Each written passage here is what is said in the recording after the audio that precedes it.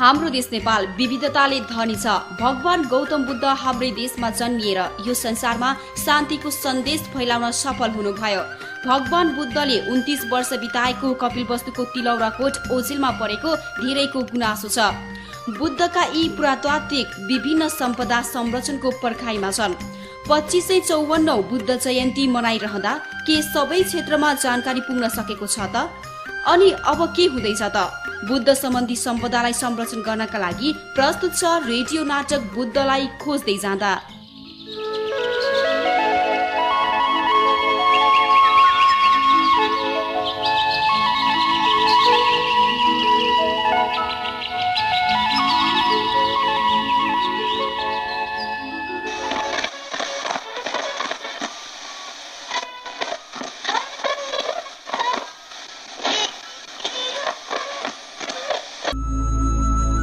शान्तिका अग्रदूत एसियाका तारा भगवान गौतम बुद्धको 2554 बुद्ध जयन्ती भव्य रूपले सफल पार्न सबैमा हार्दिक अनुरोध छ।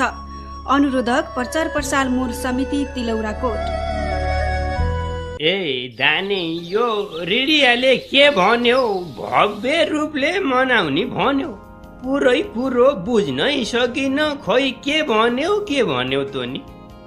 ए रेडियोले भनेको कुरा बुझ्नु भएन हजुरले? ल सुन्नुहोस्, वैशाख 13 गते भगवान गौतम बुद्धको 2554 जन्म जयन्ती भएकाले यस दिन सबैले बुद्धका उपदेशहरूको स्मरण गर्दै बुद्धले दिएका महत्त्वपूर्ण सन्देशहरू सम्झिने अनि त्यस्तै गरी बुद्धका राम्रा कुराहरू अनि बुद्धका गुणहरू गाउने भनेर रेडियोले सूचना पुगेको हो नि त बाजे। लो हेर, म त कानले राम्रो भर पाउन। खोइ के हो? अनि दाने सुन त, यो तिलौरा कोटमा बुद्धका बाको राजधानी थियो रे भन्छन्। बुद्धकी आमा माइत जाँदा लुम्बिनी पुग्दाखेरि बुद्ध जन्मेका हुन् रे भन्छन्। आफू त भर्ती भइयो, देश विदेश डुलियो, पेन्सन पकाइयो, दुनियाँ सबै कुरो थाहा भयो, तर यो बुद्ध बारेमा गिजो थाहा भएन। अब विदेशीहरू आएर बुद्ध बारेमा चाहिँ नि सबै कुरो जानिसके, यहाँको माटो ढुङ्गो बुझिसके, आफूलाई केही थाहा भएन। यही भएर यहाँ समस्या भयो त नि। ओहो, यत्रो उमेर भयो, अब हजुरबाले गहिरिएर सोचेको आजै होला जस्तो लाग्छ है मलाई। पिर नगरोस् हजुरबा, अब बुद्धको बारेमा ऐना हेरे चाहिँ छर्लङ्ग बनाइदिन्छु मैले तपाईँलाई। गराइ छर्लङ्ग कसरी गराउँछ लौ त? अब कसरी हुनु नि तपाईँलाई ऐना चाहिँ छर्लङ्ग पार्ने भने त्यो ठाउँ देखाएपछि त तपाईँ छर्लङ्गै हुनुहुन्छ होला नि त। भोलि चाहिँ गाडी चढाउँछु, तिलौराकोट लान्छु, लुम्बिनी घुमाउँछु, अनि त तपाईँले आफै देख्नुहुन्छ, आफै छर्लङ्ग हुनुहुन्छ। ए सुनिस् बुढी, यहाँ बाहिर हातको कस्तो रमाइलो कुरो भयो। यहाँ सल्लाह साउती ट्याक्कै मिल्यो छ। अहिलेसम्म न तिलौराकोट जान सक्यो, न लुम्बिनी जान सक्यो।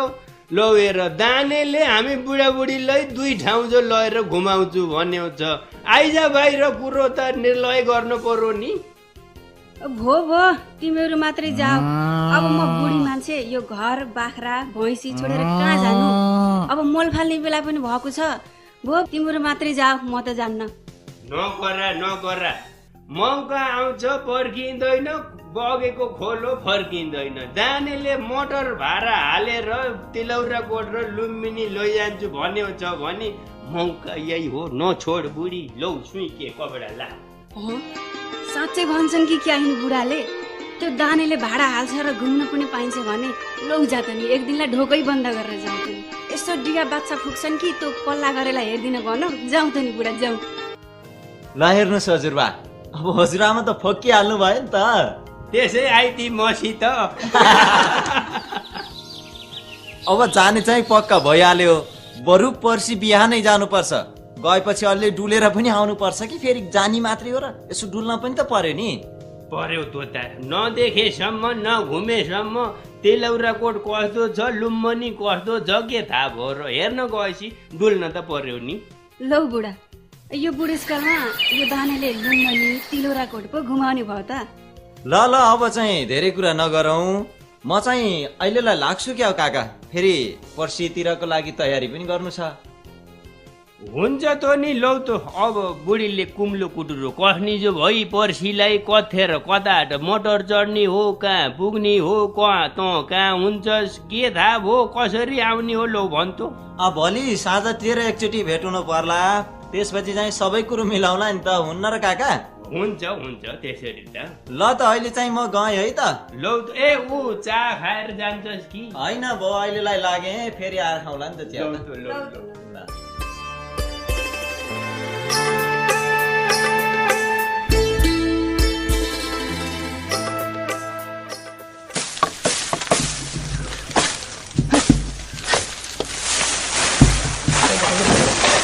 कपिल सर, तयारी त लगभग पुरा भइसक्यो होइन? अब यो छेउको सरसफाइ त सकिसक्यो। त्यहाँनिर हेर्नुहोस् त, र त्यहाँबाट यहाँसम्म चाहिँ यो टेन्ट लगाउने हो भने लगभग तयारी चाहिँ सकियो। अब यो काम त आजै सकाउनु पर्छ, भोलि त कार्यक्रम नै हो। बरु भोलि उताबाट को आउने हुन् फोन गर्नुपर्छ। कपिल सर, तयारी त राम्रै गर्नु पर्यो नि। हो त है, फोन त गरिहालौँ न, को आउने हुन् त, कसलाई हाल्ने? हान्नुहोस् न अध्यक्षलाई नै। है, हेमन्तजीलाई फोन लगाउनु पर्यो। हेमन्त सुनारजीलाई। ल गयो।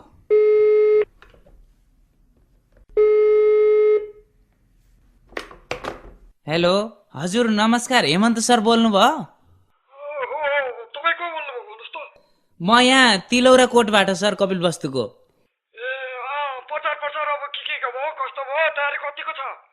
तयारी चाहिँ पुरा भइसक्यो सर, भोलि चाहिँ यो कार्यक्रममा को आउनुहुन्छ भनेर फोन गरे क्या। अब ठिकै छ, अब हाम्रो वरिष्ठ उपाध्यक्ष आयुषा खातुन लगायत अब 1-2 जना चाहिँ साथीहरू पनि पठाइदिन्छु, नाचिदिनुहोस्, हुँदैन र? हुन्छ, तर सर कार्यक्रम चाहिँ बिहान 11 बजे हो, अलि टाइममै पठाइदिनु होला है त। ल म सकेसम्म चाहिँ प्रयास गर्छु के र। ल हुन्छ, तयारी गरेर बस्नुहोस् है। ल त नि सर, अरू केही काम परे म फोन गर्दै गर्छु, अहिले चाहिँ राख्छु है त सर। हुन्छ, ल नमस्ते। ल सर, फोन गरिहाल्यो। भोलि लुम्बिनी विकास कोषका ठुलै मान्छे आउने अरे, भनेपछि अब कपिल वस्तुको तिलौरा कोटमा पनि केही न केही चाहिँ हुन्छ है सर। ल सर, पनि अरूको आशमा बस्दा त यस्तो भएको हो। अब त आफै सुरु गर्नुपर्छ। अरूले गर्ने नगर्ने, हेर्ने नहेर्ने भन्ने कुरा फरक छ। ल ठिक छ, सरको यो कुरा पनि मानियो। हेर्नुहोस् त सर, अलि राम्रो चिटिक्क पारेको देखेपछि त विदेशी टुरिस्ट पनि आए। हो रहेछ। अब भने प्रचार र संरक्षणमा विशेष ध्यान राख्नुपर्छ है सर। भाइ यता आऊ त। त्यो कुनो हेर त, त्यो पनि सफा गर्नुपर्छ है। ल सर, यो भाइले अब सफा गर्दै गर्छ, हामी भने अब टेन्ट लगाउँ, हुँदैन? हुन्छ, ल त जाउँ ल।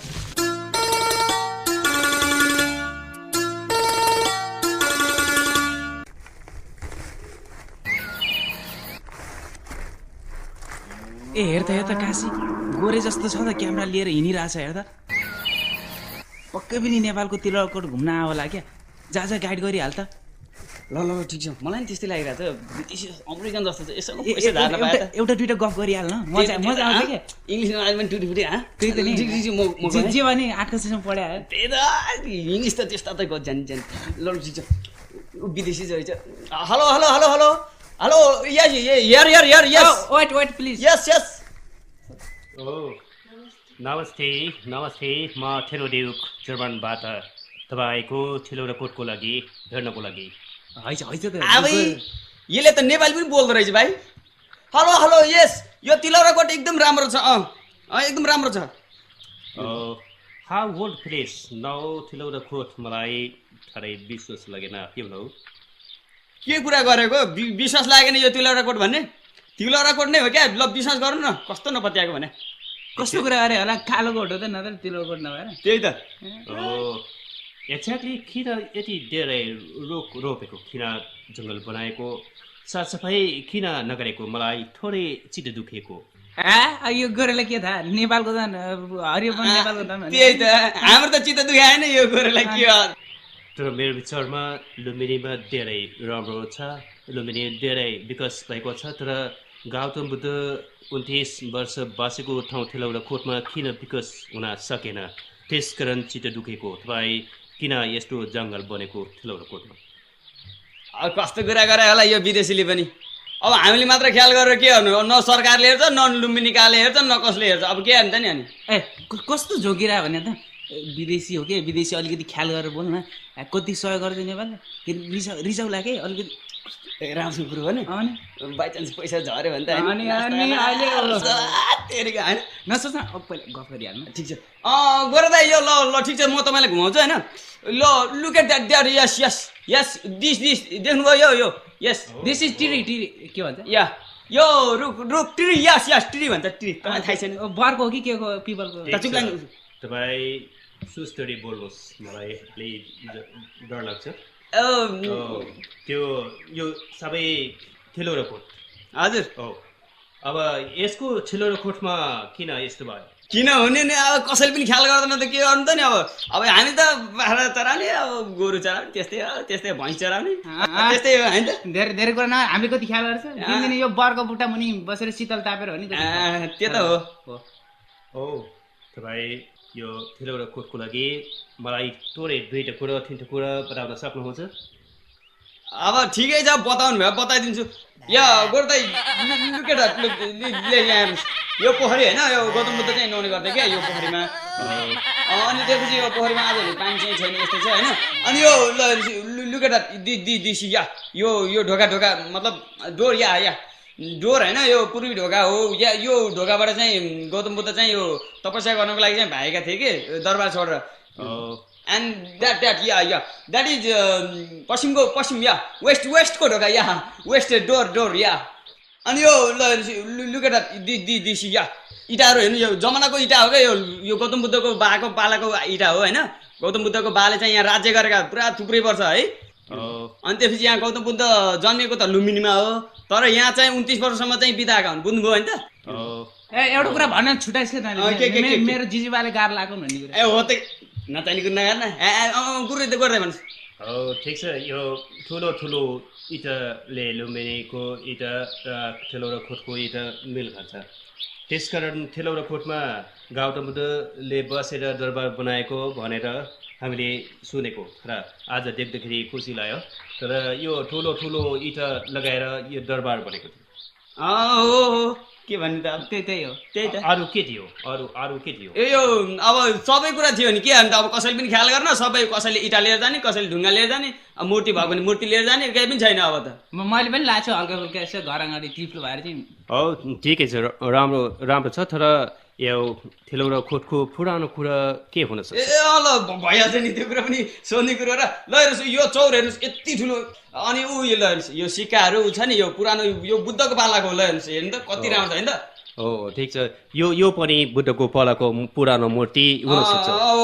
अनि यो हेर्नुहोस् यो दरबार हो, के गर्नु दरबार पनि टुटे फुटेको छ त्यस्तै छ होइन। अब संरक्षणै पाएन के गर्नु, अब यस्तै हो कि। यो धेरै रुखहरू, रुख पनि हेर्नु न कति पुराना रुखहरू होइन। यो पनि सब यो देखिन्छ नि, ओ वहाँ पर हेर्नु त हो त्यो बरको बुटो होइन, उतापट्टि पिपल पनि छ हो, त्यो सब चाहिँ यो तिलौरा कोटमा पर्छ कि। हो थिलौरा कोट। तर ठिक छ, म थिलौरा कोटको लागि हेर्नको लागि आएको, तर मेरो विचारमा जस्तो लुम्बिनी छ त्यस्तै मलाई थिलौरा कोट पनि छ, मलाई त्यस्तो थियो। तर यहाँ आउँदा धेरै चित्त दुख्यो।